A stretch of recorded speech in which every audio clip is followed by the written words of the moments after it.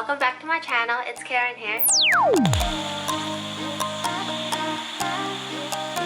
So today I'll be talking about subways in China.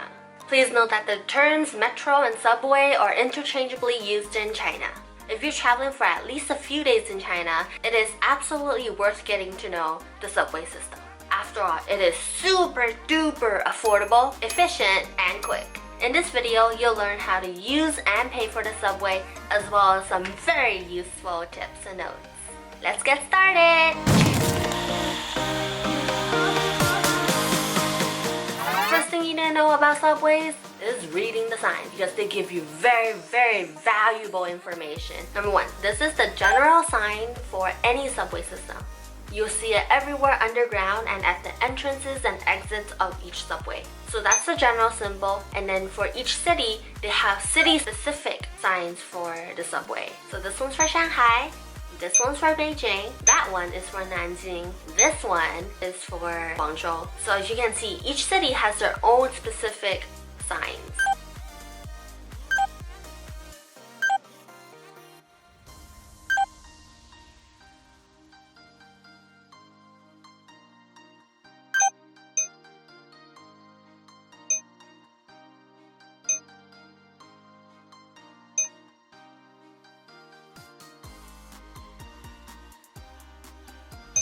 And throughout my stay in China, I realized that there are a lot of commonalities between each subway system. Once you're able to pinpoint those commonalities, you'll be able to ace the system. So here are some commonalities that I found. All lines are numbered and color-coded. For example, Shanghai has 16 lines. Line 1 is always red, line 2 is always green, line 3 is always yellow, etc. and so on. 2. All exits are labeled as letters. And sometimes there are over 20 exits, like the one in Nanjing. I believe it has 24. Oh my gosh, it was gigantic. It was an entire city, but underground. And while you're underground, make sure you leave at the right exit, because that would save you a huge amount of time. It's always faster moving underground because there is less people, no street lights or stoplights, and no cars. And third thing, before you hop on the train, make sure you're going to the right one, the right color, and the right direction. On the train's platform, you should see a sign like this.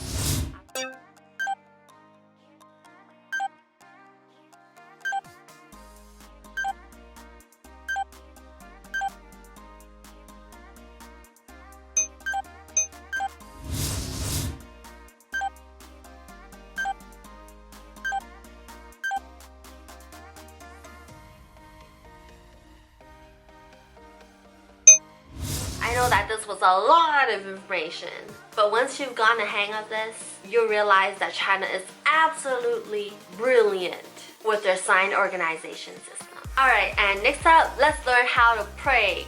No, we're not learning how to pray here. We're learning how to pay for the subway system. Let's go! As always, there is the trusty old Alipay. Once you open the app, on the top right corner, click the plus button and click transportation code, and there you go. You can use this transportation code for the subway and a bus. Perfect, beautiful, killing two birds with one stone. This is a highly recommended method if you're traveling from city to city, because the thing about transportation cards is that they only work in the city that you have purchased them in. But Alipay allows you to safely store all subway cards in one screen. Another reason why I really recommend this method is that it is so convenient to pay. You legit pull out your phone and you open up the app and you just tap. You don't have to buy tokens or get a transportation card, a physical card, and have to ruffle through that. Oh, is this my Beijing card? Or is this the Shanghai card? Or what? Third reason, it's easy to refill the card, because as long as your bank account that's linked to Alipay has money, you'll be fine. But the one thing that you have to keep in mind is that you need to already have made an Alipay account and have that account be linked to a working Chinese or international credit card or debit card. This process of making an account or linking the account should be fairly simple and intuitive, and I just highly suggest you use Alipay and go through all those steps because paying with Alipay will save you a lot of time. Oh my, now I just sound like an ad for Alipay. Alipay is not sponsoring me, but I'm just a really big fan of Alipay. Alright, on to number 2. The second method that you can pay is, well, in person through kiosks. And most kiosk machines have English on them. Well, it will be Mandarin at first, but then there should be like an English button. After you click through that English button, just follow the instructions and you should be on your way. At the end of the screen, they will ask you to pay the specific amount. They accept cash and usually credit card. And once you pay, a token will pop out. The color of the token depends on the city you're in, but make sure to keep that token because this fancy little token here has an RF chip inside and will essentially act as your subway ticket. Once you enter the subway, pull out that token, slide it through those machines, those entrance machines. I'll post a photo over here. I don't know what to call them. Insert it through those machines. The gate will open and you have entered the subway now. So congratulations! Oh yeah, and don't lose the token because that will be your ticket out. Keep in mind that this is a one-trip token and is prepaid with your destination selected. So what this means is if you get off the metro early and you slide the token through the machine will just eat your token. And you have to buy a new one to get to the correct stop. But if you miss the stop, so you've gone out way too far, and you try to slide the token through the machine, the gates won't open and the machine will reject you. But don't worry, don't panic. Just locate the nearest customer service booth and give them that token. They'll probably say that you have to pay a few more RMB to get out of the station. And well, you just pay them the extra few RMB and you should be on your way out. Also, another note, in large cities like Beijing and Shanghai, they have their own transportation card. So like token is one way, right? But a transportation card, you can use it unlimited amount of times and you just refill it if it runs out of money. They also asked you for a deposit for Shanghai. It was 20 RMB. These transportation cards are basically tokens but multi-use and without a preset destination. I recommend using this method if, well, one, you don't have Alipay or if you're going to be traveling a lot in that city. Basically, to summarize, second way is through kiosk machines. Third way is in person through the customer service booths. And you can find them near the entrances of each subway. They usually don't speak English, but get this, if you just give them the card, give them some money, they'll automatically understand that, oh, you just want to refill the card. Or if you don't have a card, then you can show them the place that you want to go to on a map or the station, or just write it down and they should be able to comprehend where you're going. They'll ask you for some money and then they'll hand you back your card, or they will give you essentially a token but in paper form, so a transportation ticket. Alright, now that I know how to pay, how much is the ticket? Well, it's pretty cheap. This is why I love the public transportation system in China.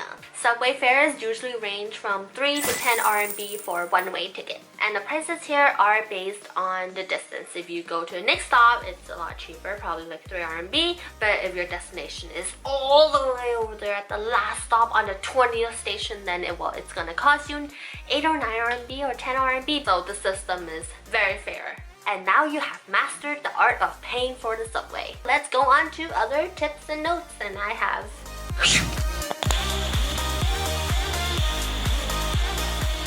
Before you enter the subway, there will be a security guard with a huge security machine. He or she, the security guard, will ask you to place your bag and your luggage or suitcase on the security machine and you'll have to wait for it to pass through. And sometimes you yourself as a person will have to go through an electronic scanner. And every person in front of you and behind you has to go through the same procedure. But this should not be a very huge problem or issue as long as you don't carry drugs, large knives, guns, or other prohibited items. If you do carry those things, please throw them away because those are illegal items in China and I don't want you to get in trouble in a foreign country because that would not be a fun experience. Keep in mind, this is for the safety of the public. There's nothing against you as a foreigner or anything like that. I just found the system very, very shocking because growing up here in America, I only saw those security machines and security scanners at important events like the Oscars, at the airport, at large concerts, and baseball games where there are like thousands of people. Alright, second note. The same subway train comes pretty frequently, about 4 to 10 minutes apart from each other. They're pretty punctual as well. There's usually an electronic sign above the platform that tells you when the train is going to arrive. And final tip of today. Rush hour is usually weekdays 7 to 10 a.m. and 3 to 7 p.m. During this time, the platforms and the train themselves get super crowded and packed. I would advise you to not move around too much during this time, especially if you're carrying like 2 huge suitcases and like a backpack, because that's a lot. However, this is a possible feat. It's just that you have to be vigilant, extra quick, and be kind of familiar with the system. But you can do it! However, if you just have like a backpack or a bag with you, something light, you can move around at any time. It might be a little bit cramped and you might be pushed around here and there, but it's okay. It's gonna lighten up soon eventually once all the people leave. That's just the case whenever you travel to any country, not just China, so you guys all understand that, so oh my god, that was a lot of information. Thank you so much for tuning in. I hope all that was super helpful for you. And now you have mastered the art of taking the subway system in China. Yay! Applause! If you want to learn more about other modes of transportation in China, I'll link those down below. If you are new to my channel, don't forget to smash that subscribe button and give this video some love by giving it a thumbs up. If you're confused, still have questions, concerns, inquiries, just whatever you want to say, just comment it down below. I'll be happy to answer all your comments. So I'll see you next time. Bye bye!